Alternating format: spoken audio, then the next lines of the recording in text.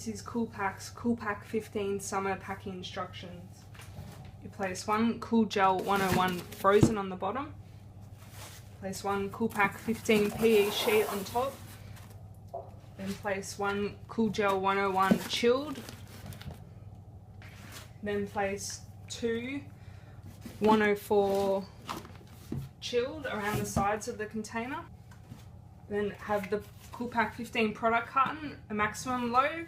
You close up the container and then place in for a minimum product load. Place bubble wrap on top to fill the void product space. And then place in the center of the container. You then place a Cool Gel 101 chilled on top of the product carton. CoolPac15 PE sheet on top of the chilled, and then a Cool Gel 101 frozen on top. CoolPac15 lid on firmly, and then tape up the carton.